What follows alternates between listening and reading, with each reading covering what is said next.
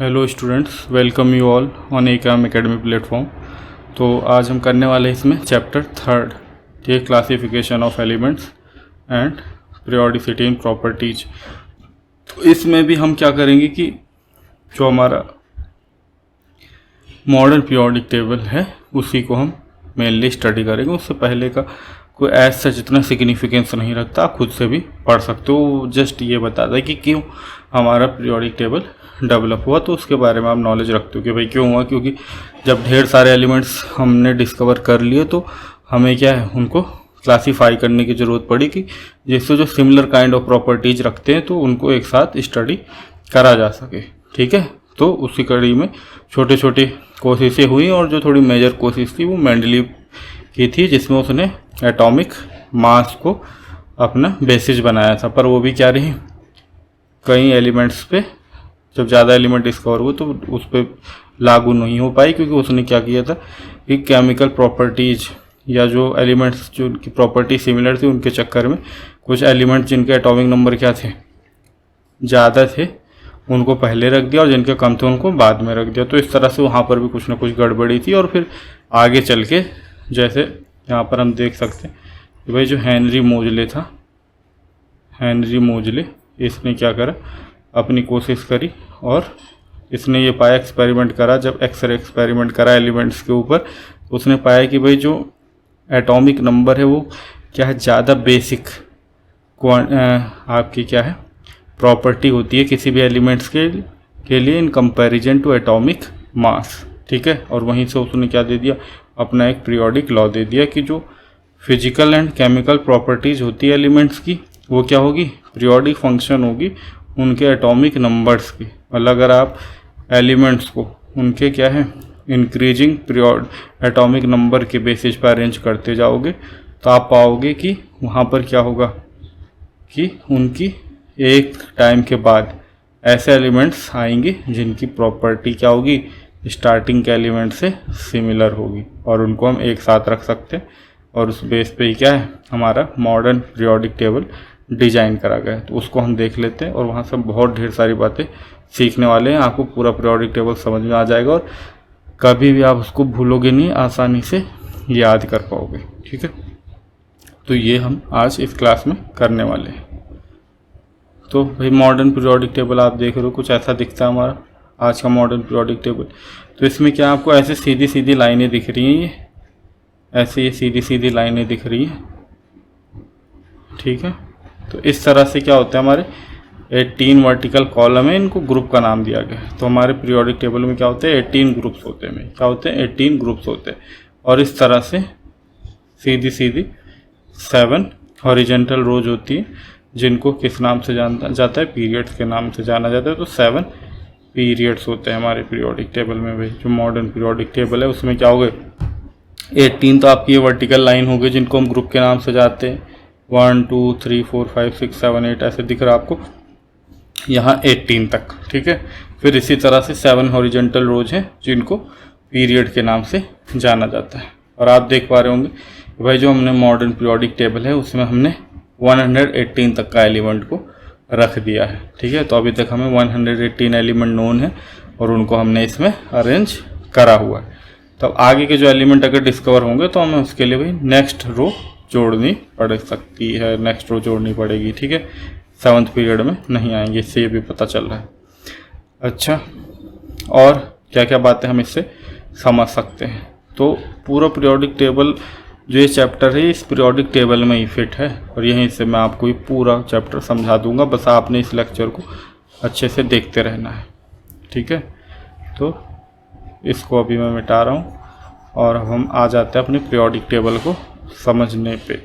ठीक है, तो आप यहाँ पर क्या देख रहे हो कि भाई इस तरह से कुछ क्लासीफाई सा हो रखा है। तो क्या होता है यहाँ पे, इस पीरियोडिक टेबल को हमने क्या देखा भाई कि 18 ग्रुप्स हैं और 7 पीरियड्स हैं। फर्दर इनको सब डिवाइड करा गया है ऐसे ब्लॉक्स में कि भाई ये क्या है, एस ब्लॉक होता है। इस तरह से यहाँ पर क्या होता है, पी ब्लॉक होता है। यहाँ पर क्या होता है, पी ब्लॉक होता है। इसी तरह से यहाँ पर क्या आपको दिख रहा है, डी ब्लॉक दिख रहा है। क्या दिख रहा है, डी ब्लॉक। और ये होता है आपका एफ ब्लॉक। तो 4 ब्लॉक में आपका पीरियोडिक टेबल डिवाइडेड है भाई, S block, P block, D block और एफ ब्लॉक। ठीक है, तो एस ब्लॉक में क्या आते हैं, ग्रुप 1 से 2 तक, ग्रुप 1 से 2 तक तो आपके आ जाते हैं एस ब्लॉक में। पी ब्लॉक में आ जाते हैं आपके ग्रुप 13 से लेके ग्रुप 18 तक। डी ब्लॉक में आ जाते हैं आपके ग्रुप 3 से लेके ग्रुप 12 तक। और एफ ब्लॉक की बात करें तो इनको हम एज सच कोई ग्रुप में नहीं पढ़ते, पर अगर इनको ग्रुप में पढ़ना हो तो आप देख सकते हो कि इनको भी ग्रुप 4 से स्टार्ट करके जाएंगे कहाँ तक, 18 तक, है ना। देख लो आप यहाँ पे कितना हो रहा है, 1 2 3 4 5 6 7 8 9 10 11 12 13 14 ग्रुप है। अगर इनकी इलेक्ट्रॉनिक कॉन्फ़िगरेशन हम देखें यहाँ पर, जो कि आपको यहाँ से लेंथनम पास से स्टार्ट हो रही है, ठीक है ना, जिसकी 5d1 6s2 होती है और यहाँ पे हो जाती है 4f2 6s2। तो ये क्या है, ग्रुप 4 से स्टार्ट होगा। कहाँ से स्टार्ट होगा, ये ग्रुप 4 से स्टार्ट होगा। फिर ये 5 6 7 8 9 10 11 12 13 14 15 16 और 17। कुछ छोड़ दिया हमने इसमें। देखें अगर हम यहाँ पर इसका क्या हो रहा है, ये नहीं, ठीक है, ये ठीक है। ये 4 से स्टार्ट होगा भैया, 4 से स्टार्ट होगा और कहाँ से जाएगा, 4 5 6 7 8 9 10 11 12 13 14, फिर उसके बाद 15 16 और 17। तो 17 ग्रुप तक ये आता है, ठीक है। 18 ग्रुप में नहीं आएगा। 18 ग्रुप में तो फिर क्या होगी, कोई जब दोबारा से कोई नोबल गैस ऐसे डिस्कवर होगी तो वो यहाँ पर आएगी, ठीक है। तो ग्रुप 4 से लेके ग्रुप 17 तक आपके क्या आते हैं, ये आ जाते हैं एफ ब्लॉक। ऑल्दो इनको ग्रुप में ऐसे स्टडी नहीं करा जाता, ना ही पूछा जाता है, पर फिर भी आपको पता होना चाहिए, ठीक है। तो एस ब्लॉक आपने देख लिया, ग्रुप 1 से 2 किस में आ रहा है, एस ब्लॉक बनाता है। ग्रुप 13 से लेके ग्रुप 18 तक आपका क्या बनाता है, आपका पी ब्लॉक बनाता है। ग्रुप 3 से लेके ग्रुप 12 तक आपका डी ब्लॉक बनाता है। और ग्रुप 4 से लेके ग्रुप 17 तक आपके क्या बनाते हैं, एफ ब्लॉक बनाते हैं। नेक्स्ट होगा तो वो फिर किस में जाएगा, 18 वाला, वो नोबल गैस होगी, वो यहाँ जाएगी तब इसके नीचे, ठीक है। ये सारी बातें अभी आप आगे धीरे चल के समझने वाले हो, ये सब कैसे आ रहा है। तो अब हमें ये जानना है कि भाई जो ये एलिमेंट्स हैं, हम कैसे जान पाए कि कोई सा एलिमेंट किस ब्लॉक का होगा। सबसे पहले हम ब्लॉक में बात कर लेते हैं कि कैसे हम जान पाएंगे कोई सा एलिमेंट अगर हमें मान लो दे दिया गया, तो हम कैसे जान पाएंगे कि ये एलिमेंट किस ब्लॉक का होगा। तो मान लो आपके पास क्या है भाई, सोडियम है, सोडियम है ना। सोडियम की इलेक्ट्रॉनिक कॉन्फ़िगरेशन आपने पढ़ रखी है भाई, 3s1 होती है, कहीं पढ़ रखी है, यहाँ से देखो भाई फिलहाल के लिए 3s1। वैसे तो आप सेकंड चैप्टर कर चुके हो तो आपको ये पता होगा। अब हम जब इलेक्ट्रॉनिक कॉन्फ़िगरेशन देखेंगे तो हम ये देखेंगे भाई जो ऑर्बिटल है तो वो किस ऑर्बिटल में गए हैं इलेक्ट्रॉन। तो जो जिस ऑर्बिटल में इलेक्ट्रॉन जाएंगे उसी ब्लॉक का होगा। मतलब जो लास्ट ऑर्बिटल है, वैलेंसी सेल ऑर्बिटल या आउटर वैलेंस सेल ऑर्बिटल, जिसमें इलेक्ट्रॉन अगर जाएंगे उसी ब्लॉक से वो बिलोंग करने वाला। तो यहाँ पर आप देखो भाई किस में जा रहे हैं, एस में जा रहे हैं इनके इलेक्ट्रॉन। इस बेरिलियम के भी एस में जा रहे हैं लास्ट इलेक्ट्रॉन। तो ये किस में आने वाले हैं, ये एलिमेंट इसलिए किस में रखे गए, एस ब्लॉक में रख दिए गए। इनकी इलेक्ट्रॉनिक कॉन्फ़िगरेशन देखो, जैसे भाई बोरॉन की क्या है, 2s2 2p1 है।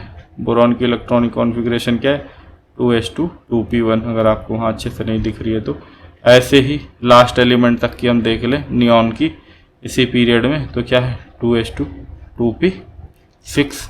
आप देख रहे हो कि भाई इनके जो जितने भी इलेक्ट्रॉन हैं वो किस में जा रहे हैं, लास्ट के इलेक्ट्रॉन p में जा रहे हैं। मतलब p1 से लेके फिर धीरे धीरे बढ़ते बढ़ते 6 तक आगे, तो p में जा रहे हैं। तो वो चाहे फिर वो 1 हो चाहे 6 हो, तो लास्ट का जो उनका ऑर्बिटल यूज हुआ है इलेक्ट्रॉन बढ़ने के लिए वो p हुआ है। तो इसलिए किस ब्लॉक में रखे जाएंगे, p ब्लॉक में रखे जाएंगे, ठीक है। इसी तरह से आप स्कैंडियम की इलेक्ट्रॉनिक कॉन्फ़िगरेशन देखो, तो स्कैंडियम की इलेक्ट्रॉनिक कॉन्फ़िगरेशन क्या है, 3d1 4s2। तो आपको पता है भाई ये 4s की एनर्जी क्या होती है, थोड़ी कम होती है 3d के कंपैरिजन में, है ना। n+l रूल से हमें पता चल रहा है। इसकी n+l की वैल्यू क्या है 4 है और इसकी 5 है, तो इसकी एनर्जी क्योंकि ज़्यादा है तो ये बाद में भरा जाता है इलेक्ट्रॉन यहाँ पर। तो लास्ट में इलेक्ट्रॉन किस में भरा जा रहा है, डी में। तो जिसमें लास्ट में इलेक्ट्रॉन भरा जा रहा है हम उसके हिसाब से ब्लॉक डिसाइड करते हैं उसका, ठीक है ना। तो ऐसे बढ़ते बढ़ते जिंक तक जा रहा है ये हमारा डी ब्लॉक, हमें पता है यहाँ पे फुल हो जाता है ये, ठीक है ना। तो D10 है ये, जिंक का क्या है 3D10 4s2। हमने देखा भाई कि धीरे धीरे ऐसे डी में बढ़ रहे हैं इलेक्ट्रॉन। तो जितने भी एलिमेंट्स होंगे इसमें इस तरह से कि भाई लास्ट इलेक्ट्रॉन में किस में जा रहा है, डी में जा रहा है, तो वो सभी किस में रख दिए जाएंगे, फिर डी ब्लॉक में रख दिए जाएंगे, ठीक है। फिर इसी तरह से जिनमें लास्ट इलेक्ट्रॉन एफ में जा रहा है, जैसे ये हो गए सीरियम, ठीक है, इसकी इलेक्ट्रॉनिक कॉन्फ़िगरेशन क्या है 4f2, बीच में आप 5d भी दिखा दो जिसमें 0 है 6s2। तो आप क्या देख पा रहे हो कि भाई लास्ट इलेक्ट्रॉन तो इसमें जा रहे हैं एफ में, ये तो फुल्ली फिल्ड है, इसकी एनर्जी क्योंकि काफ़ी ज़्यादा है तो अभी इलेक्ट्रॉन इसमें गए नहीं, इसमें गए हैं इलेक्ट्रॉन, ठीक है ना। 5d की एनर्जी क्या होती है 4f से ज़्यादा होती है, क्योंकि n+l की वैल्यू तो सेम है, पर जिसकी फिर n की वैल्यू जाती होती है उस ऑर्बिटल की एनर्जी ज़्यादा होती है। ये आपने पढ़ रखा अभी सेकंड चैप्टर में। तो इलेक्ट्रॉन इसमें गए 4f में और इसी में जाते रहेंगे कब तक, 14 इलेक्ट्रॉन जा सकते हैं तो 14 तक जाएंगे, ठीक है। तो यहाँ तक जाएगा ल्यूटीशियम तक। तो अब ऐसे में ये वाले जितने भी एलिमेंट्स होंगे जिसमें f में इलेक्ट्रॉन धीरे धीरे ऐसे बढ़ रहे हैं 1 से या 2 से लेकर 14 तक, तो ये सब किस में रख दिए जाएंगे, एफ ब्लॉक में रख दिए जाएंगे, ठीक है। इसीलिए कई बार लेंथेनम को भी हम इसमें शामिल कर लेते हैं, ठीक है। पर यहाँ से स्टार्ट होती है रियल में सीरियम से, तो सीरियम से लेके ल्यूटीशियम तक, ठीक है। तो ये क्या हो गया आपके एफ ब्लॉक में। इसी तरह से थोरियम से लेके लॉरेंशियम वाले भी, जिसमें 5f से स्टार्ट हो रहा है इलेक्ट्रॉन, तो वो भी किस में जाते हैं हमारे, वो भी हमारे आपके इसमें जाएंगे एफ ब्लॉक में। तो इस तरह से हमने ये देख लिया कि भाई क्यों ब्लॉक में रखे गए हैं एलिमेंट्स डिफरेंट डिफरेंट ब्लॉक में, किस पे, किसके बेस पे कि जो लास्ट का इलेक्ट्रॉन है वो किस ऑर्बिटल में एंटर कर रहा है, इसके बेस पे। अब बात आती है इनके ग्रुप्स की। अगर हमें ये जानना हो कि कोई सा एलिमेंट किस ग्रुप से बिलोंग करता है, इसको कैसे जाने, ठीक है, इस बात को हम कैसे जाने, ठीक है। तो ये भी हम क्या करेंगे, एलिमेंट्स के इलेक्ट्रॉनिक कॉन्फ़िगरेशन से ही जान जाते हैं कि भाई कौन सा एलिमेंट किस ग्रुप में रखा जाता है, ठीक है। कुछ इसमें ऐसा रटने वाली चीज़ें नहीं है, बस आपको समझते हुए चलना है, ठीक है। बस इस वीडियो को आप देख लो, फिर आपके इसके बाद आपको पीरियोडिक टेबल में कोई दिक्कत नहीं आने वाली है। तो अब हमने क्या है, मान लो सोडियम को ले लेते हैं हम दोबारा से, सोडियम। अब हमें पता है इसकी इलेक्ट्रॉनिक कॉन्फ़िगरेशन क्या है 3s1, ठीक है। फिर मान लो कि इसके सामने वाला मैग्नीशियम भी लिख देता हूँ, इसकी क्या है 3s2 है, इसकी इलेक्ट्रॉनिक कॉन्फ़िगरेशन क्या है 3s2 है। और इसी के सामने वाले लिख देते हैं एल्यूमिनियम, जिसकी इलेक्ट्रॉनिक कॉन्फ़िगरेशन क्या है 3s2 3p1 है। ऐसे करके मैंने कुछ एलिमेंट लिख दिए। अब हम देखते हैं इनकी इलेक्ट्रॉनिक कॉन्फ़िगरेशन। तो आप क्या देख रहे हो कि भाई इनका जो इलेक्ट्रॉन के नंबर है, इनमें इलेक्ट्रॉन के नंबर है, ठीक है, इनका सम लेना होता है हमें। इनका क्या लेना होता है, सम लेना होता है। तो ग्रुप का नंबर डिसाइड करने के लिए आपको क्या लिखने होते हैं, total number of valence electron. क्या देखने होते हैं, total number of valence electron. यही किसके इक्वल हो जाते हैं, उस एलिमेंट के ग्रुप नंबर के इक्वल हो जाते हैं, उस एलिमेंट के ग्रुप नंबर के इक्वल हो जाते हैं। तो आप इसमें देखो, इसमें क्या है, लिथियम का 2s1, सोडियम का 3s1, पोटेशियम का 4s1, रुबिडियम का 5s1। तो इन सबको किस में रख दिया गया है, एस ब्लॉक में तो रखा ही रखा गया है। ग्रुप में किस में रखा गया, फर्स्ट ग्रुप में। ऐसे ही बेरिलियम, मैग्नीशियम, कैल्शियम, तो आप इसमें देख रहे हो क्या s2, 3s2, 4s2, 5s2, तो इनको किस में रखा गया है भाई, सेकंड में तो हमने रखा ही रखा है, सेकंड ग्रुप में, मतलब एस ब्लॉक में तो रखा ही रखा है, लेकिन किस ग्रुप में रखा हमने इनको, सेकंड ग्रुप में रख दिया। किस में रख दिया, सेकंड ग्रुप में रख दिया। ऐसे इसके लिए देखो आप भाई, स्कैंडियम के लिए, स्कैंडियम की इलेक्ट्रॉनिक कॉन्फ़िगरेशन क्या दिख रही है आपको, 3d1 4s2। तो इनके वैलेंस सेल इलेक्ट्रॉन के टोटल नंबर कितना है, 3 है। कितना है, 3 है। तो अब इनको क्या दिया जाएगा, इनको क्या दिया जाएगा, कौन सा ग्रुप नंबर, ग्रुप थर्ड। ऐसे टाइटेनियम के लिए 3D2 4s2, तो क्या दिया जाएगा इनको ग्रुप नंबर 4। ऐसे जिंक के तक आओगे तो 3D10 4s2, तो इसका ग्रुप नंबर क्या हो गया 12। ठीक है, तो डी ब्लॉक के भी हमने जान ली। ऐसे अगर हमें यहाँ पे देखना होता तो यहाँ पर भी हमने क्या करना था, इनके इलेक्ट्रॉन का सम करना था भाई। सीरियम का क्या है 4f2 5d0 6s2, प्लस करोगे 4 आ जाएगा। ये कहाँ पे बैठा है, फोर्थ ग्रुप में बैठा है, यहाँ से पता चल जा रहा है। ठीक है, इसके इलेक्ट्रॉनिक कॉन्फ़िगरेशन से आपको आसानी से पता चल जा रहा है। अब बात आती है इनकी पी ब्लॉक एलिमेंट्स के लिए भाई। तो पी ब्लॉक एलिमेंट्स के लिए अगर आप बोरॉन का देखोगे तो बोरॉन की इलेक्ट्रॉनिक कॉन्फ़िगरेशन तो आप क्या है 2s2 2p1 है। अब इसके हिसाब से अगर हम देखें तो इसको किस में होना चाहिए, थर्ड ग्रुप में होना चाहिए। पर हम थर्ड ग्रुप में तो पहले ही इसको बता चुके हैं स्कैंडियम को। तो अगर जो पहले वाली स्कीम चलती थी उसमें इसको थर्ड ए बोल देते थे इनको, और फिर उसके बाद 11th वाले ग्रुप से बी स्टार्ट हो जाता था, तो ग्रुप थर्ड जो ये बोरॉन है इसको थर्ड बी में कंसीडर कर लिया जाता था। ठीक है, तो अब ये वाली स्कीम नहीं कंसीडर करते। अब आपने सिर्फ इतना ध्यान में रखना है कि भाई बीच में 10 एलिमेंट्स आए हैं डी ब्लॉक के, है ना, उसके बाद स्टार्ट करा हमने पी ब्लॉक, तो हम उसमें 10 प्लस कर लेते हैं। हम क्या कर लेते हैं 10 प्लस करके पी ब्लॉक एलिमेंट के आपने क्या देखना है कि टोटल वैलेंस इलेक्ट्रॉन देखने, फिर उसमें 10 प्लस कर देना है तो उसके ग्रुप का नंबर पता चल जाएगा। जैसे भाई बोरॉन के लिए आपने क्या देखा कि टोटल 3 इलेक्ट्रॉन है, तो इसमें 10 प्लस करो तो आप क्या बता पाओगे कि ये 13 ग्रुप में होगा। ये कहाँ होगा 13 ग्रुप में होगा। जैसे कार्बन है तो कार्बन के लिए आपको भाई इलेक्ट्रॉनिक कॉन्फ़िगरेशन पता है कि 2s2 2p2, तो आपके टोटल कितने इलेक्ट्रॉन हो रहे हैं 4। पर ये पी ब्लॉक का एलिमेंट है तो आपने 10 प्लस कर लेना है उसमें, बस और कुछ नहीं करना है। 10 प्लस करा आपने तो आप कितना देख रहे हो, ये 14 ग्रुप में होगा। तो आप ये जान गए कि भाई किसी भी एलिमेंट का ग्रुप कैसे डिसाइड हम करते हैं, क्यों वो इस ग्रुप में बैठा हुआ है। तो अब आपको ये भी बात मालूम हो चुकी है। अब बात आती है इनके पीरियड की। भाई अगर हमें ग्रुप तो पता चल गया, इनके ब्लॉक का भी पता चल गया कि क्यों कोई एलिमेंट किस ब्लॉक में है और किस ग्रुप में है। पर अब हमें ये कैसे पता चले कि क्यों ये पर्टिकुलर पीरियड में है, कि भाई सेकंड पीरियड में है, थर्ड पीरियड में है, ये बात हमें कैसे पता चले। ठीक है, तो ये बात भी हमें इसके इलेक्ट्रॉनिक कॉन्फ़िगरेशन से ही पता चल जाती है। जैसे मान लो कि हमने भाई सोडियम की इलेक्ट्रॉनिक कॉन्फ़िगरेशन लिख दी, सोडियम की इलेक्ट्रॉनिक कॉन्फ़िगरेशन आपने लिख दी क्या 3s1। आपने लिख दी इसी तरह से मान लो एल्यूमिनियम की इलेक्ट्रॉनिक कॉन्फ़िगरेशन, क्या एल्यूमिनियम की इलेक्ट्रॉनिक कॉन्फ़िगरेशन क्या है 3s2 3p1। ठीक है, ऐसे और भी कोई भी एलिमेंट हो सकता। तो अब आप क्या देख पा रहे हो कि भाई इनका जो प्रिंसिपल क्वांटम नंबर है वो क्या है, हाईएस्ट प्रिंसिपल क्वांटम नंबर देखना होता है। अच्छा ठीक है, अभी दूसरे डी ब्लॉक में भी जाएंगे। और ठीक है, तो अभी हम बात कर रहे थे कि भाई जो पीरियड है वो कैसे डिसाइड करें हम किसी भी एलिमेंट का। ठीक है ना, तो पीरियड भी हमारा इलेक्ट्रॉनिक कॉन्फ़िगरेशन से ही भाई डिसाइड होता है किसी भी एलिमेंट का, है ना। जैसे कि क्या था कि भाई सोडियम है तो इसका जो इलेक्ट्रॉनिक कॉन्फ़िगरेशन है वो क्या है 3s1 है, और इसी तरह से जो एल्यूमिनियम है इसकी इलेक्ट्रॉनिक कॉन्फ़िगरेशन क्या है 3s2 3p1 है।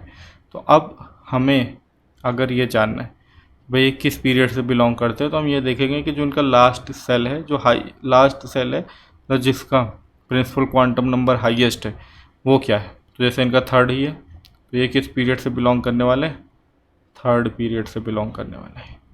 इससे बिलोंग करने वाले थर्ड पीरियड से। आप देखोगे यहाँ पे ये क्या है थर्ड पीरियड में बैठा हुआ है सोडियम, और ऐसे ये एल्यूमिनियम भी क्या है थर्ड पीरियड में बैठा हुआ है। अच्छा, अब डी ब्लॉक के किसी एलिमेंट की बात कर लेते हैं। तो जैसे स्कैंडियम ही है तो स्कैंडियम की इलेक्ट्रॉनिक कॉन्फ़िगरेशन हमने क्या देखी थी कि क्या होती है भाई 3d1 4s2 होती है। तो ये क्या है फोर्थ सेल है भाई, इसका हाईएस्ट प्रिंसिपल क्वांटम नंबर जिसका है वो क्या है, जो सबसे बाहर का जो सेल है इसका हाईएस्ट प्रिंसिपल क्वांटम नंबर है वो क्या 4 है। तो ये फोर्थ पीरियड से बिलोंग करेगा। आपने ये देखना होता है भाई कि जो इलेक्ट्रॉनिक कॉन्फ़िगरेशन आप लिख रहे हो तो उसमें हाईएस्ट प्रिंसिपल क्वांटम नंबर किसका है, जिसका भी हाईएस्ट प्रिंसिपल क्वांटम नंबर होगा वो उसी वाले पीरियड में बैठा होगा वो एलिमेंट। ठीक है, तो स्कैंडियम के लिए आप देखोगे तो ये फोर्थ पीरियड में बैठा हुआ है। ठीक है, इसी तरह से आप इसके लिए भी देख सकते हो भाई किसी एफ ब्लॉक एलिमेंट के लिए। जैसे सीरियम के लिए आप क्या देख रहे हो, क्या है भाई 4f2 5d0 6s2। तो इलेक्ट्रॉन जिसमें गए हैं आपका जो हाईएस्ट प्रिंसिपल क्वांटम नंबर रख रहा है जो ऑर्बिटल, वो क्या है, 6 है भाई। 6th सेल के ऑर्बिटल में गए, तो इसीलिए ये जो होगा ये 6th पीरियड में रहेगा। जो 4f सीरीज होती है, 4f सीरीज के ब्लॉक एलिमेंट्स हैं वो कहाँ होते हैं, वो होते हैं 6th पीरियड में। आप याद रख लेना हमेशा के लिए अब, ठीक है। याद क्या करना है बस समझ जाओ, ठीक है। फिर ऐसे ही थोरियम के लिए क्या है, 4f0 6d2 7s2, ठीक है। इसकी इलेक्ट्रॉनिक कॉन्फ़िगरेशन ऐसे रहती है, थोड़ी इनमें वो चलती है कन्फ्यूजन सी, तो उसके लिए वो मत होना अरे कि इसमें तो 6f में तो गया ही नहीं इलेक्ट्रॉन, ठीक है, कंफ्यूज मत हो जाना। तो इसमें ये देखो क्या है, 7th में जा रहा है भाई। जो लास्ट सेल है प्रिंसिपल क्वांटम नंबर जो हाईएस्ट है आउटर वैलेंस इलेक्ट्रॉन, वो क्या है, 7th है। 7th सेल यूज हुआ है, तो अभी किस पीरियड में बैठने वाला है, 7th पीरियड में बैठने वाला है भाई। किस में, 7th पीरियड। तो जो 5f सीरीज होती है उसके जो एलिमेंट है वो किस पीरियड को बिलोंग करते हैं, 7th पीरियड को बिलोंग करते हैं, ठीक है। तो अब हमेशा के लिए याद रख लेना ये बात, ठीक है। तो अब आप ये जान चुके हो कि किस तरह से हम एलिमेंट के ग्रुप का नंबर, उनके ब्लॉक का नंबर, कौन से ब्लॉक से बिलोंग करता है और पीरियड, कौन से पीरियड से बिलोंग करते हैं, आप सब जान चुके हो। आपकी ये सारी बातें हमें कहाँ से पता चलती है, उनके इलेक्ट्रॉनिक कॉन्फ़िगरेशन से ही पता चल जाती है, ठीक है। और कुछ अलग करने की ज़रूरत नहीं पड़ती। अच्छा, अब हमें भी इतने सारे एलिमेंट्स हैं, जैसे हमने देख लिया भाई कितने एलिमेंट्स हैं, 118 एलिमेंट्स हैं भाई हमारे पीरियोडिक टेबल में। इनको याद कैसे करें और इनके एटॉमिक नंबर कैसे याद रखें, ये अपने आप में बहुत बड़ा टास्क हो जाता है ना। तो कुछ एलिमेंट्स को छोड़ दिया जाए, जैसे ये रदरफोर्डियम एटॉमिक नंबर 104 से इधर 118, ये वाले कुछ एलिमेंट्स हैं, ऑलमोस्ट 14-15 एलिमेंट। अगर इनको छोड़ दे तो बाकी सभी एलिमेंट्स ऑलमोस्ट हमारे लिए क्या यूजफुल है भाई, जिनकी केमिकल प्रॉपर्टी हम स्टडी कर लेते हैं करीब करीब, ठीक है। इधर फिर एफ ब्लॉक के कुछ होते हैं एलिमेंट जिनकी प्रॉपर्टी नहीं स्टडी हो पाती उतने अच्छे से, क्योंकि ये रेडियो एक्टिव है, ज़्यादा टाइम के लिए अवेलेबल ही नहीं है। तो जब तक रिएक्शन होता नहीं है तब तक वो एक तरह से ख़त्म हो जा रहे हैं, ठीक है। बहुत कॉस्टली भी है। तो अब इनके केमिकल प्रॉपर्टीज़ तो स्टडी हो नहीं पाती है, तो ये हमारे लिए केमिस्ट के लिए इम्पोर्टेंस नहीं रखते, फिजिसिस्ट के लिए है भाई केवल इम्पोर्टेंट। तो एज सच हम इनको याद करने की ज़रूरत फील नहीं करते, क्योंकि भाई क्या है, जब केमिस्ट्री नहीं पढ़ सकते उसकी तो क्या करना है उसको याद करके। लेकिन बाकी के जितने एलिमेंट्स हैं अप्रॉक्सीमेटली आप कितने लगा लो कि 102 एलिमेंट्स तक लगा लो, जिनको तो हमने याद रखना ही होता है, ठीक है। तो अब 100 या 102 एलिमेंट्स आपने याद करने, कैसे करोगे भाई, और उनके एटॉमिक नंबर कैसे याद करोगे। तो अगर अब ऐसे एकदम रटने जाएंगे तो नहीं होगा, ठीक है, कभी नहीं होगा। अच्छा, कुछ लोग क्या करते हैं, इसके निमोनिक्स बनाते हैं भाई पीरियोडिक टेबल को याद करने के लिए, तो वो भी सिर्फ उसके एलिमेंट के आपको नाम याद हो सकते हैं, बाकी कोई इन्फॉर्मेशन ना याद होगी ना समझ में आएगी। तो वो मैं नहीं बताने वाला हूँ, वो तो आपको कहीं भी गूगल से मिल जाएगा। तो यहाँ पर मैं आपको समझाऊंगा कि किस तरह से आप इनको याद कर सकते हो और समझ सकते हो कि आपको लंबे समय तक ही याद रह जाए हमेशा के लिए, ठीक है। तो पहले तो आपने क्या करना है, थोड़ा सा मैं तरीका बताता हूँ भाई कि पीरियोडिक टेबल को याद कैसे करते हैं। तो जो ये एस ब्लॉक है और ये एस ब्लॉक हो गया और ये पी ब्लॉक हो गया, इनको तो हम ऐसे याद करते हैं वर्टिकल कॉलम में, भाई lithium, sodium, potassium, rubidium, caesium, francium, beryllium, magnesium, calcium, strontium, barium, radium, इस तरह से याद करोगे। फिर इधर भी ऐसे ही कि boron, aluminium, gallium, indium, thallium, इस तरह से याद करने वाले हो। फिर जो ये डी ब्लॉक होता है इसमें हम सीरीज में याद करते हैं, scandium, titanium, vanadium, chromium, manganese, iron, cobalt, निकल, कॉपर, जिंक। और ऐसे ही एफ ब्लॉक में भी ऐसे याद करना है कि भाई cerium, praseodymium, neodymium, promethium, samarium, europium, gadolinium, terbium, dysprosium, holmium, erbium, thulium, ytterbium, lutetium, ठीक है। तो इस तरह से याद करना है, इनको सीरीज में याद करना होता है। तो अब बात केवल इनको याद करने की नहीं है, इनके एक क्या सीक्वेंस में याद करना है, उनके एटॉमिक नंबर की जब बात आ रही है याद रखने की तब हो रही है हमें रियल प्रॉब्लम, ठीक है। तो वो कैसे करते हैं वो बताने वाला हूँ मैं, वो आप ध्यान से समझना है उसको। तो आप यहाँ पे देखो भाई कि जो हमारा, अगर हाइड्रोजन को मैं क्या करूँ, हाइड्रोजन को मैं यहाँ रख दूँ भाई, इसी के साथ ग्रुप फर्स्ट में रख सकते हैं ना वैसे इसके इलेक्ट्रॉनिक कॉन्फ़िगरेशन के बेस पे। कि भाई ये क्या है, फर्स्ट उसमें आ जाएगा, फर्स्ट पीरियड में देखा जाए तो, है ना। इसका इलेक्ट्रॉनिक कॉन्फ़िगरेशन से तो पता चल रही है हमें ये बात, वही फर्स्ट पीरियड में आ जाएगा। और यहाँ से पता चल रहा है एस ब्लॉक में आ जाएगा, एस से, और फर्स्ट ग्रुप में आ जाएगा। तो रख सकते हैं हम इसको, चाहे तो यहाँ भी इसको हाइड्रोजन को भी यहीं पे रख दो भाई, ठीक है। क्या है 1s1। तो मैं यहाँ दोबारा से लिख रहा हूँ, इस हाइड्रोजन वाले का एटॉमिक नंबर 1, लिथियम का 3, सोडियम का 11, पोटेशियम का 19, रुबीडियम का 37, सीजियम का 55 और फ्रेंशियम का कितना है 87, ठीक है। इस तरह से अब इनके बीच में आप गैप देखो भाई, कितने कितने का गैप दिख रहा है, कितने का गैप दिख रहा है आपको, 2 का, यहाँ पे 8 का, यहाँ पे 8 का, यहाँ पे 18 का, यहाँ पे 18 का, और यहाँ पर भी 32 का। इस तरह से आपको गैप देखने को मिल रहा है इनका भी, क्या कि 2, 8, 8, 18, 18, 32।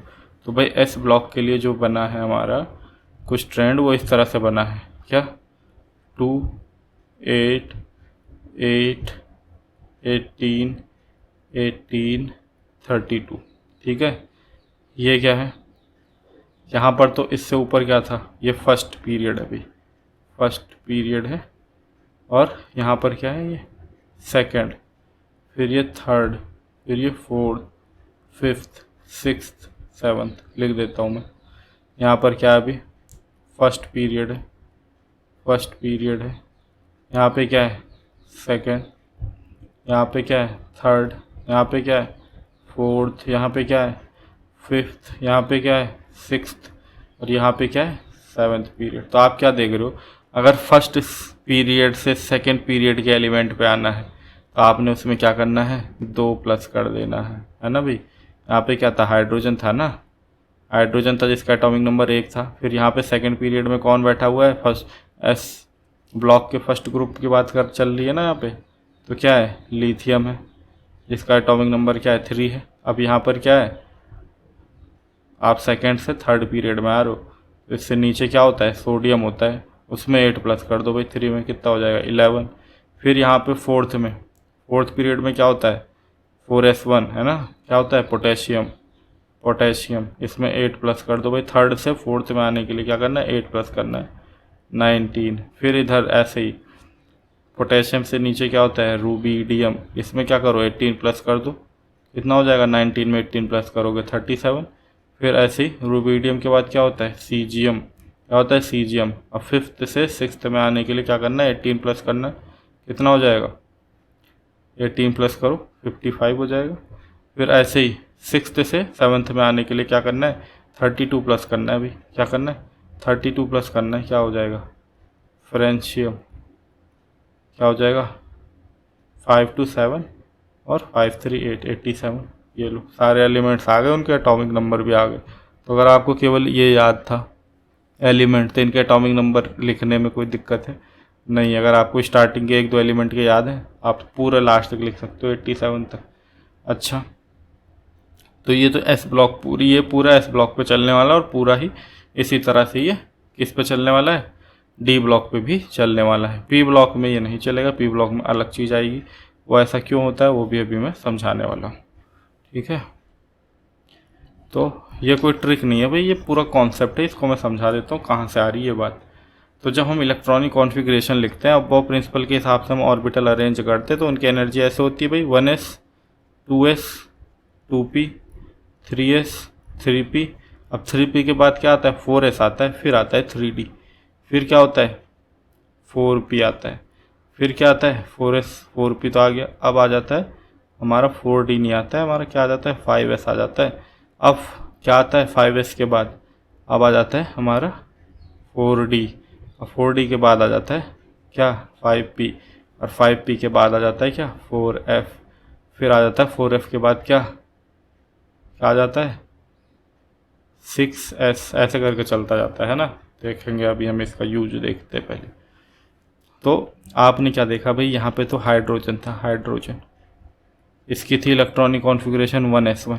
फिर आज जो आप लिथियम पे गए तो आपने देखा भाई इसका एटॉमिक नंबर तो 2 है, और इस मतलब सॉरी एटॉमिक नंबर लिथियम का क्या है 3 है, तो वहाँ पर क्या हुआ, उसकी इलेक्ट्रॉनिक कॉन्फ़िगरेशन आप क्या देखते हो, ऐसे होती है 1s2 2s1, ठीक है। और मैंने क्या दिखाया इनके बीच में भाई 2 का गैप है, तो ये 2 का गैप आ कहाँ से रहा है, ठीक है, कि भाई जब आपने 2s1 इलेक्ट्रॉनिक कॉन्फ़िगरेशन लिखनी है लिथियम की, तो उससे पहले आप इसको भर के तो आओगे कि भाई फर्स्ट सेल पूरा भर जाएगा, फर्स्ट सेल आपका पूरा भर जाएगा, तभी तो आप 2s1 में जाओगे। तो उसकी ऑक्यूपेंसी कितनी थी, कैपेसिटी कितनी की थी, 2 की थी, तो इसलिए ये 2 का गैप दिख रहा है आपको भाई, हाइड्रोजन से लिथियम पे आने का 2 का गैप इसलिए दिख रहा है। फिर इसी तरह आप मान लो भाई कहाँ है, लिथियम से सोडियम तक आ गए, कहाँ गए, लिथियम से सोडियम तक आ गए भाई। आपको पता है कि भाई लिथियम की तो 2s1 थी, चलो अब सोडियम की हमने ऐसे याद रखे भाई कि लिथियम से जस्ट नीचे है तो उसकी 3s1 होती है। एटॉमिक नंबर नहीं याद था अभी हमें, मान लो किसी वजह से, सोडियम तक का हमें याद होता है और हम मान लेते हैं कि हमें नहीं याद है, तो हमें इतना याद है लेकिन 3s1 है क्योंकि भाई लिथियम के जस्ट नीचे है। तो अब हमें इसका एटॉमिक नंबर पता करना है, तो कैसे पता चलेगा कि भाई जब 3s1 में आने से पहले इनको भर के तो आना पड़ेगा, इस पूरे सेकंड सेल को भर के आना पड़ेगा। तो सेकंड सेल के 2s में तो 2 जाएंगे और p में कितने जाएंगे, 6 जाएंगे, 8 मतलब 8 इलेक्ट्रॉन भर के तब यहाँ पहुँचोगे। तो लिथियम का 3 है, इसमें 8 और भरो और 8 और जोड़ दो तो 11। तो इसका मतलब भाई जो सोडियम है वो क्या है, 11 हो रहे हैं वहाँ पे, कि 10 इलेक्ट्रॉन और भरे हमने तब 11वां इलेक्ट्रॉन सोडियम में एंटर करता है, वो 3s1। समझ पाए ये बात। ऐसे ही हमें पोटेशियम के केस में पता है भाई 4s1 होता है। पोटेशियम का क्या होता है, एक मिनट क्लिक हो गया है, एक मिनट, इस पेन को थोड़ी सी प्रॉब्लम हो रही है इस पेन में, हाँ अब ठीक है, इसको पहले मैं रब कर दूँ। तो क्या है, पोटेशियम का क्या होता है भाई 4s1 होता है ना।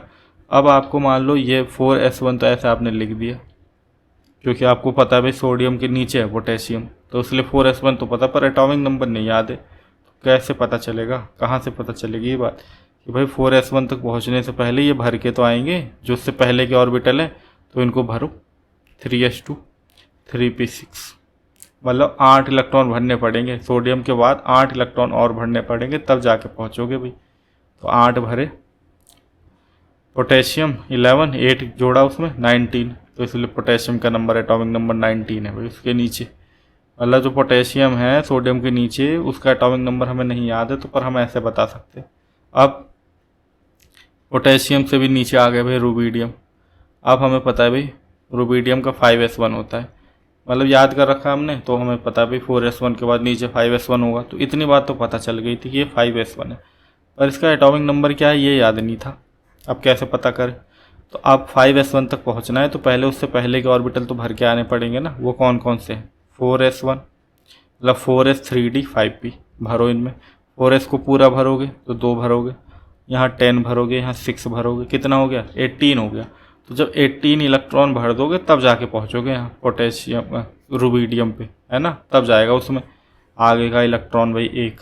तो अब इसमें कितने ऐड कर दो, इस पोटेशियम में कितने ऐड कर दो, 18 ऐड कर दो, 37 हो जाएगा भाई रुबिडियम का एटॉमिक नंबर। ऐसे ही करके रुबिडियम से सीजियम पे जाना है। तो भाई रुबिडियम से सीजियम इतना तो पता है कि इसका 6s1 है क्योंकि रुबिडियम के नीचे है, पर इसका एटॉमिक नंबर क्या वो याद नहीं है। अब कैसे पता करेंगे भाई, इसको भरो कि भाई 5s2 4d10 5p6, इनको भरते जाओ तब जाके कहीं क्या आने वाला है, इसका कोई नंबर आने वाला है, ठीक है ना। अच्छा ये 4f जो मैंने लिख दिया है ये गलत लिख दिया है क्योंकि इसकी एनर्जी क्या है 4 और इसकी 4 हो जाएगी, n+l की वैल्यू निकालोगे तो, और f की वैल्यू क्या होती है 3, तो इससे ज़्यादा हो रही है ना, तो इसके बाद आएगा ये। तो इसको यहाँ से हटाओ, इसको यहाँ से हटा दो, तो यहाँ पे आ जाएगा भाई इस तरह से। तो आपने क्या करना है, s को भरा, d को भरा, p को भरा, इन 3 ऑर्बिटल को भर लिया भाई। तो 2 10 12 और 6 18 इलेक्ट्रॉन जोड़ दोगे तब जाके फिर आगे का इलेक्ट्रॉन जो होगा वो जाएगा इसमें। तो 18 प्लस करोगे 37 में 55 सीजियम आ जाएगा। समझ पा रहे हो ये चीज़ें कहाँ से आ रही है। तो अब ऐसे तो हम बार बार करके नहीं देखेंगे, अब आपने थोड़ा सा क्या करना है भाई, इसको एक सीक्वेंस याद कर लेना है कि कैसे कि भाई 2, 8, 8, 18, 18, 32। ये कहाँ से है? ये फर्स्ट से सेकंड में आने के लिए कि भाई फर्स्ट का जो भी एटॉमिक नंबर है, जैसे हाइड्रोजन होता है भाई, हाइड्रोजन ही है और हीलियम, दो ही हैं फर्स्ट पीरियड में, 2 एलिमेंट। ठीक है, किसी पीरियड में कितने एलिमेंट होते हैं ये कहाँ से पता चल रहा है? उस सेल में कितने इलेक्ट्रॉन आ सकते हैं। तो भाई फर्स्ट सेल में क्या होता है आपके 2 सब सेल, मतलब एक सब सेल ही होता है एस सब सेल, जिसमें 2 इलेक्ट्रॉन आ सकते हैं, तो वहाँ 2 एलिमेंट होते हैं। ये बात भी मैं आपको बता दे रहा हूँ। तो अब यहाँ पर आ गए हम। ठीक है, तो फर्स्ट से सेकेंड में आ रहे हो आप, आपने क्या करना है? 2 प्लस करना है। सेकंड से थर्ड सेल में आ रहे हो, 8 प्लस करना है। थर्ड से फोर्थ में आ रहे हो, 8 प्लस करना है। फोर्थ से फिफ्थ में 18, फिफ्थ से सिक्स्थ में 18, फिर फिफ्थ से है ना, फिर 18 और सिक्स्थ से सेवन्थ में 32। ठीक है, समझ गए? फर्स्ट से सेकंड में आए तो कितना प्लस करा? 2, फिर सेकंड से थर्ड में 8, फिर थर्ड से फोर्थ में 8, फोर्थ से फिफ्थ में 8, फिर फिफ्थ से सिक्स्थ में 18, मतलब 8 नहीं 18, और फिर सिक्स से सेवन्थ में 32। ठीक है, तो ये बात आपने समझ लेनी। तो ये पूरे एस ब्लॉक में चलेगा, पूरे डी ब्लॉक में चलेगा। यहाँ पे भी देख लो चाहे आप। भाई स्कैंडियम है, एटॉमिक नंबर 21, इसको पहले एलिमेंट का एटॉमिक नंबर तो याद है, पर इसके नीचे मान लो ये ट्रियम है भाई, या लेंथनम है, इनका नहीं याद है, तो क्या करोगे? या आगे बढ़ते जाओगे तब नहीं याद रह जाएंगे एक बार के लिए, तो क्या करोगे? आपको पता है भाई ये क्या है? स्कैंडियम तो भाई फोर्थ पीरियड का मेंबर है, और फोर्थ से फिफ्थ में जाने के लिए 18 प्लस करना होता है। तो 18 प्लस कर दिया तो ये ट्रियम का एटॉमिक नंबर क्या हो जाएगा? 39। अब ये फिफ्थ में है ये ट्रियम, और फिफ्थ से सिक्स्थ में जाने के लिए भी 18 प्लस करना होता है। 18 प्लस कर दिया, लेंथनम का एटॉमिक नंबर भी पता चल गया। अब आपको क्या जाना है भाई? सिक्स्थ से सेवन्थ पीरियड में जाना है। लेंथनम के नीचे एक्टीनियम है भाई, एक्टीनियम, इसका एटॉमिक नंबर मान लो आपको याद नहीं है, तब क्या करना है? 32 प्लस करना है, क्योंकि आपको पता है भाई सिक्स्थ पीरियड से जैसे हम जाते हैं सेवन्थ पीरियड में, तो 32 प्लस करना होता है। तो आपको एस ब्लॉक के भी सारे एलिमेंट्स के एटॉमिक नंबर अब पता चल चुके हैं कैसे आ रहे हैं, और डी ब्लॉक का भी पता चल चुका है। अब बात आ रही है किसकी? पी ब्लॉक की आ रही है, या एफ ब्लॉक में भी ये चल जाएगा। अगर इस तरह से हमने करना है तो एफ ब्लॉक में भी आप इसको चला सकते हो। ठीक है, एफ ब्लॉक में थोड़ा अलग तरह से चलाओगे। भाई ये सिक्स्थ से सेवन्थ में ही तो आ रहे हैं। देखो मैंने क्या बताया था कि भाई ये कहाँ है? ये लास्ट से देखो, इसका सिक्स्थ में और ये सेवन्थ में। तो अगर इसके नीचे का एलिमेंट होंगे तो क्या होंगे? 32 प्लस करके आ रहे हैं सब। देख लेना, चेक कर लेना, मेरे मत मानो तुम चेक करोगे, है ना? सब में 32 प्लस हो रखा है। इसके नीचे के जितने भी एलिमेंट है इसमें सब में 32 प्लस हो रखा है, तब आ रहे हैं ये। बस अब तुम्हें ब्लॉक का भी पता चल चुका है भाई। कहाँ तक पता चल चुका है तुम्हें? एस ब्लॉक का, डी ब्लॉक का, एफ ब्लॉक का। अब बच रहा है केवल पी ब्लॉक। अब पी ब्लॉक में भी सेम है, मतलब कॉन्सेप्ट से बाहर नहीं जा रहे, हमको ऐसा अपना तिकड़म नहीं बना देंगे, सेम कॉन्सेप्ट रहेगा, बस उसमें एक बात जो रह रही है वो बतानी है। तो अब हम आ जाते हैं अपने किस पे? पी ब्लॉक को समझने भाई, कि पी ब्लॉक के एलिमेंट के एटॉमिक नंबर अगर हमें पता करने हो तो हम कैसे कर सकते हैं। ठीक है, पी ब्लॉक के एलिमेंट के एटॉमिक नंबर अगर हमें पता करने हैं तो कैसे पता कर सकते हैं। तो अब आप देखो भाई, पी ब्लॉक यहाँ पे जैसे मैं दिखा देता हूँ इसको लिख के। भाई बोरॉन है, बोरॉन है, बोरॉन से नीचे क्या है? एल्यूमिनियम, फिर क्या है? गैलियम, फिर क्या है? इंडियम, फिर क्या है? थैलियम, और इसके नीचे NH। ठीक है, अब आपको पता है भाई कि बोरॉन का एटॉमिक नंबर तो आपको खूब अच्छे से याद है कि भाई इसका 5 है। इसका एल्यूमिनियम का कितना है? 13 है। गैलियम का आपको मान लो नहीं याद है, पर हमने लिख दिया 31। और अब ऐसे ही रहने देते हैं भाई, है ना, या फिलहाल के लिए हम लिख देते हैं, तब आगे इसको समझ लेंगे। ठीक है, थैलियम, फिर इसके थैलियम का कितना हो रहा है? 81, फिर इसका हो रहा है हमारा कितना? 113। इस तरह से हो गया। अब मान लो आपको शुरू के भाई 2 एलिमेंट्स के तो याद थे, कि बोरॉन का, एल्यूमिनियम का, पर गैलियम वगैरह का याद नहीं था। तो अब क्या होगा? मान लो पूछ लिया गया, आपको करना ही करना है, तो कैसे करोगे? कैसे करोगे? तो इसमें जो चलता है वो इस तरह से चलता है भाई, क्या कि आप यहाँ से खुद देख लो पहले, क्या दिख रहा है आपको? 8, यहाँ पे कितना दिख रहा है आपको? 18, यहाँ पे कितना दिख रहा है? 18, फिर यहाँ पर कितना दिख रहा है?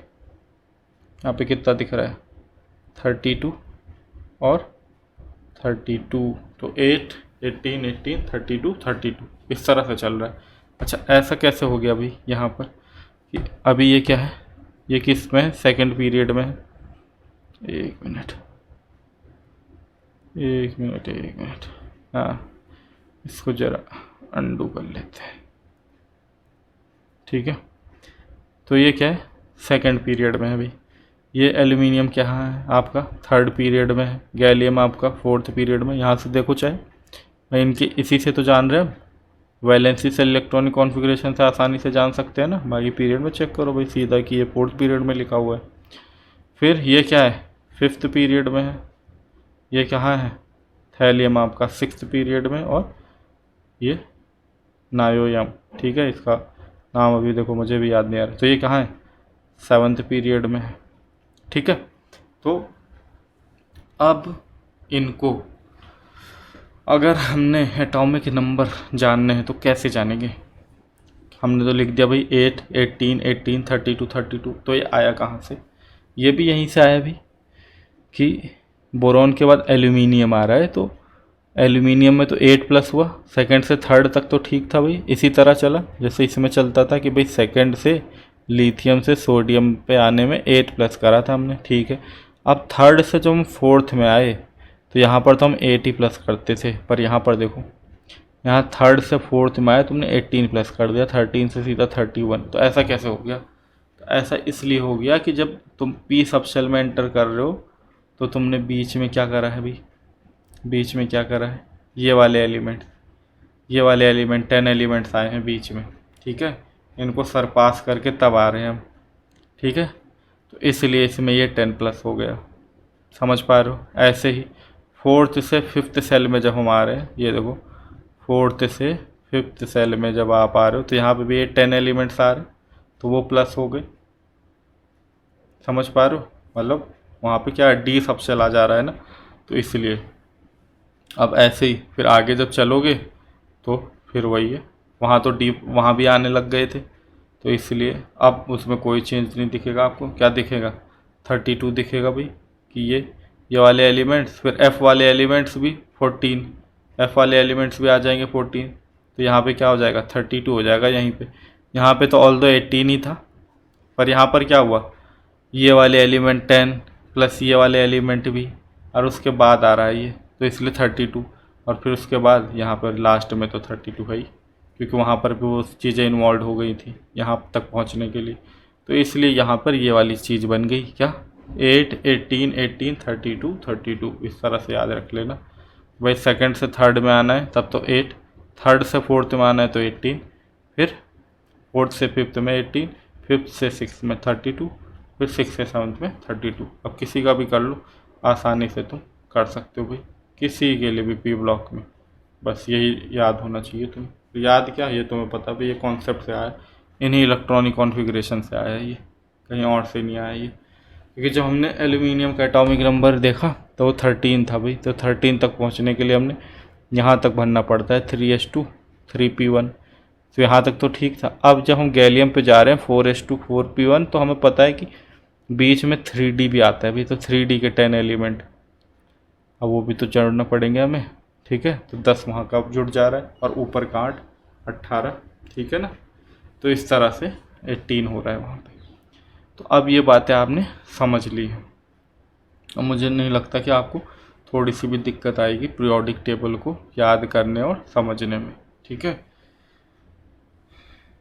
तो अब इसमें हम नीचे की तरफ थोड़ा चलते हैं।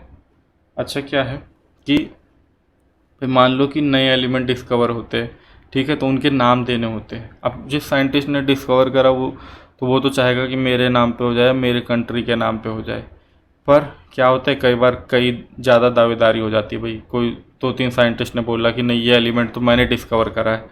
अब क्या होती है, कन्फ्यूजन हो जाती है। अच्छा जो भाई नाम वगैरह सारे रूल वगैरह बनाता है केमिस्ट्री के, वो आपको पता है कौन बनाता है, IUPAC बनाता है भाई, IUPAC निर्धारित करता है। लेकिन IUPAC को भी तो थोड़ा टाइम चाहिए, ठीक है, कि ये सच जानने में कि भाई किसने अब ये एलिमेंट रियल में डिस्कवर करा है, ठीक है। तो वहाँ तक जानने के लिए भाई जो टाइम चाहिए, तो लेकिन एलिमेंट तो डिस्कवर हो चुका है।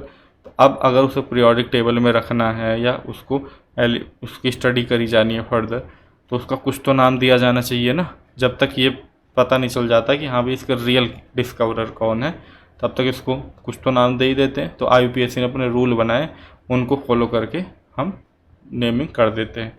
तो भाई रूल क्या है कि भाई डिजिट दे दी गई है 0 से 9 तक की, और उनके कुछ एब्रीविएशन दिए गए, मतलब उनको नाम दे दिया गया। अगर 0 है तो 0 पे क्या है, नील होता है भाई। 1 है, 1 के लिए अन होता है, 2 के लिए बाई होता है, 3 के लिए ट्राई, 4 के लिए क्वाड, 5 के लिए पेंट, 6 के लिए हेक्स, 7 के लिए सेप्ट, 8 के लिए ऑक्ट और 9 के लिए एन। ठीक है, इनके एब्रीविएशन है इस तरह से कि भाई नील के लिए एन है, अन के लिए यू है, बाई के लिए बी है, ट्राई के लिए टी, क्वाड के लिए क्यू है, पेंट के लिए पी है, हेक्स के लिए एच है, सेप्ट के लिए एस है, ऑक्ट के लिए ओ है और एन के लिए ई है। तो अब देखो यहाँ पे एलिमेंट्स दिए गए हैं और उनके नाम वगैरह दिए हैं।